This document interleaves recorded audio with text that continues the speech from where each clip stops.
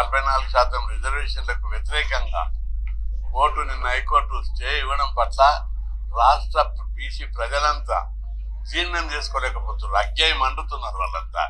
అరే 3 రోజులు ఎన్నికల షెడ్యూల్ ప్రకటించినప్పుడు స్టే ఇవ్వలేదు, ఎన్నికల నోటిఫికేషన్ వేసినాక స్టే ఇవ్వడం అనేది ఇది బీసీల నోటికాడు ముద్ద లాక్కోవడమే తప్పించే కాదు. దేశ చరిత్రలో ఎన్నికల నోటిఫికేషన్ వేసిన తర్వాత ఎప్పుడు కూడా స్టే ఇవ్వలేదు కోర్టులు. సుప్రీంకోర్టు తీర్పులు డైరెక్షన్స్ ఉన్నాయి. దానికి ఏంటిదంటే ఎన్నికల నోటిఫికేషన్ ఒకసారి వేసినాక స్టే ఇవ్వద్దని. ఎన్నికల సంఘం అనేది ఒక రాజ్యాంగబద్ధమైన స్వతంత్ర సంస్థ. అట్లాంటి సంస్థ నోటిఫికేషన్ ఇచ్చినాక కోర్టులు జోక్యం చేసుకోవద్దని నంబర్ ఆఫ్ జడ్జిమెంట్లు ఉన్నాయి. అయినప్పటికీ కూడా కోర్టు మొదట కోర్టు ఫేస్ చేసినప్పుడు ఇవ్వలేదు, గవర్నమెంట్ దానికి కౌంటర్ వేసినప్పుడు ఇవ్వలేదు, పబ్లిక్ మేము 30 బీసీ సంఘాలు అప్పుడు దానికి ఇంప్లీడ్ అయినప్పుడు వేయలేదు, చివరకు ఒక రోజు అందరు అయినాక ఆర్గ్యుమెంట్ చేసేటప్పుడు కూడా ఇవ్వలేదు. ఆ రోజు ఏమన్నారు, ఫస్ట్ టైం అన్ని ఇంప్లీడ్ అయినాక ఆర్గ్యుమెంట్ చేసేటప్పుడు కోర్టు స్టే అడిగారు వాళ్ళు పిటిషనర్స్.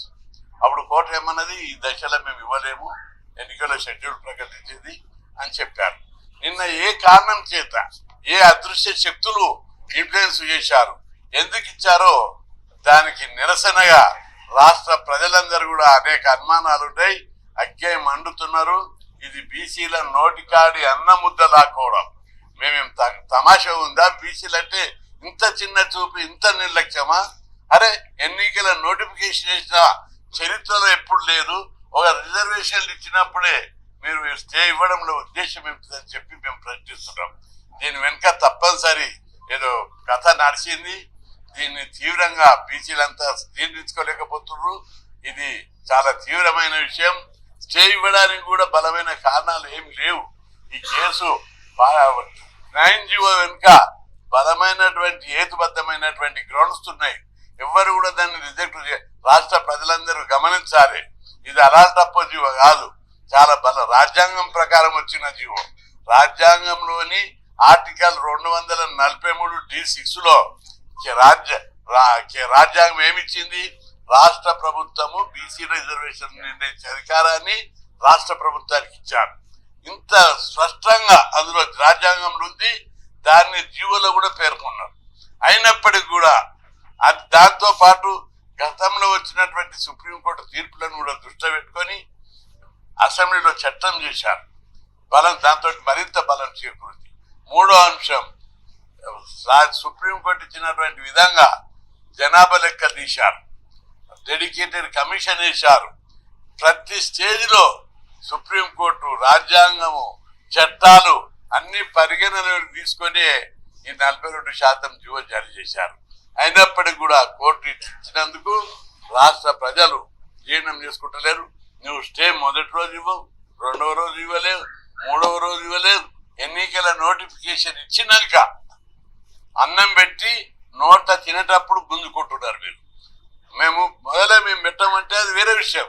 పెట్టి తినేటప్పుడు అన్నంను ప్లేటు ముద్దను లాక్కుంటున్నారు.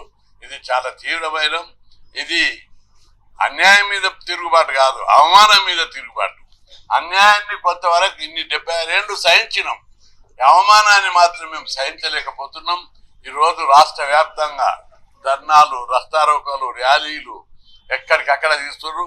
పొద్దున్నుంచే పోలీసులు ఎక్కడికక్కడ కట్టడి చేస్తున్నారు. ఇది మార్చుకోవాలని చెప్పి నేను విజ్ఞప్తి చేస్తున్నా. ఇది డెమోక్రసీ. తప్పనిసరి ఈ వ్యవస్థ మీద పోరాటం చేసే సమయం ఆసన్నమైంది. ఎందుకంటే ఇది ఒక వ్యక్తికి, పార్టీలకు, ప్రభుత్వాలకు కాదు, మొత్తం వ్యవస్థ, కోర్టులు, వ్యవస్థ అన్నీ కూడా బీసీలకు వ్యతిరేకంగా రూపొందించబడి ఉన్నాయి. దీని మీద గట్టి పోరాటం చేయాలని నిర్ణయించుకున్నాం. అందులో భాగంగా నిన్న ఈరోజు రస్తారోకోలు, ధర్నాలు, ర్యాలీలు ఉన్నాయి. రేపు కూడా రస్తారోకోలు, ధర్నాలు, ప్రదర్శనలు చేస్తారు. మంగళవారం 14th నాడు, మంగళవారం నాడు రాష్ట్ర వ్యాప్తంగా బంద్ జరపాలని చెప్పి నిర్ణయం తీసుకోవడం, అన్ని బీసీ సంఘాలతో సంప్రదించడం, పెద్ద ఎత్తున ప్రోగ్రాం ఉంటుంది. ఆ కార్యక్రమాన్ని విజయవంతం చేయాలని చెప్పి విజ్ఞప్తి చేస్తున్నాం. బీసీ 42% రిజర్వేషన్ల మీద కమిట్మెంట్ ఉన్న అన్ని రాజకీయ పార్టీలు కూడా మద్దతు ఇవ్వాలని నేను విజ్ఞప్తి చేస్తున్నా. బీసీ ప్రజలందరూ, బీసీ సంఘాలు, నాయకులు కూడా గుర్తుపెట్టుకోవాలి, ఎక్కడ బలమైన ఉద్యమం జరుగుతుందో అక్కడ మార్పులు వచ్చాయి. జాట్లు హర్యానాలో ఉద్యమం చేస్తే ఆ ఉద్యమానికి ప్రభావితమై ప్రభుత్వం వాళ్ళ డిమాండ్ అని ఒప్పుకున్నాయి.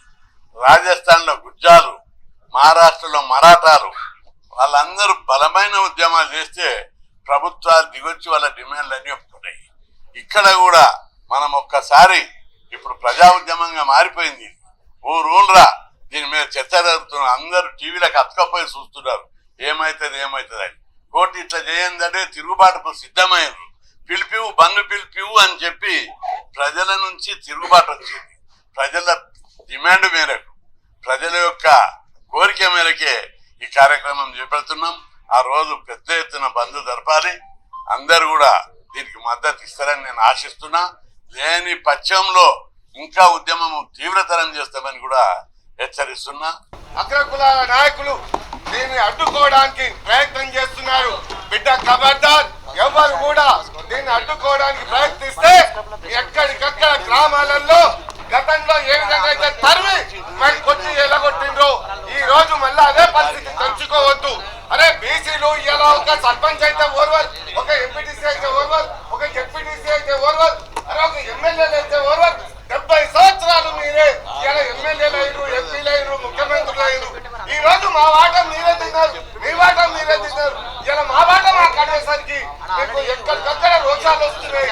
ఎక్కడికక్కడ మీరు రాష్ట్ర ప్రభుత్వం ఇచ్చినట్టే ఇచ్చి మరి ఈ వ్యతిరేకమైనటువంటి కేసులు వేస్తుంటే రాష్ట్ర ముఖ్యమంత్రి గారు ఏం చేస్తారు?